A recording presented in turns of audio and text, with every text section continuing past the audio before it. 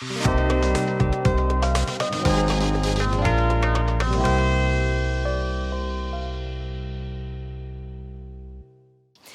have given Russia one last chance to come back into compliance with the INF Treaty, but we know they have been violating it, and we can no longer sit back without a defense to the many missiles that they are now producing and setting up. So we hope they'll come back into compliance, but we've given them an August deadline, and I think the alliance is very clear and unified that Russia should come back to the table.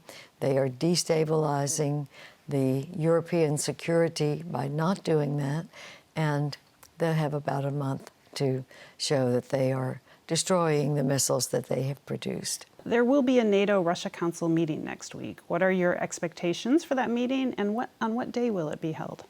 Russia has not firmly said they will appear. We are hoping to have one on July the 5th. That's what we've offered to Russia.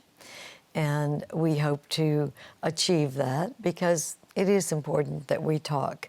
We're very concerned about Russia's activities in the Ukraine. We are calling on Russia to return the ships and the sailors that they took in November and are holding now hostage. And it's not right. The INF Treaty most certainly will be a topic. They will have one more month after the NATO-Russia Council to come back into compliance. It's clear they have been violating it for years. The United States has called them to come back to the table for 5 years at least, and NATO has joined in that call, and now it is down to the final hours that they can destroy the missiles that they have produced in violation of the treaty, come back to the table, and we will be happy to reinstate the INF Treaty. We have a question from Romania, and the journalist asks, is it important for Europe to have her own solid defense military system, or is it better to find a solution by creating a new structure or alliance between NATO and the EU? Thank you.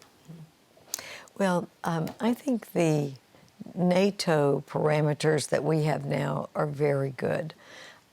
Each country makes its sovereign decision if it wants to be a part of NATO. There are EU members that are not in NATO, and there are NATO members that are not in the EU, and that should be a choice that people make based on their own needs and the will of the people.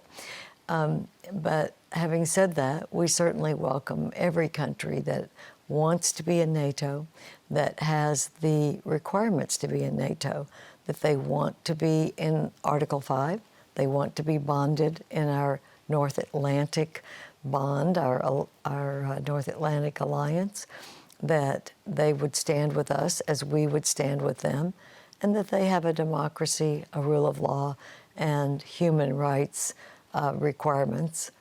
We want them as members if they will meet those requirements and want to be members of NATO.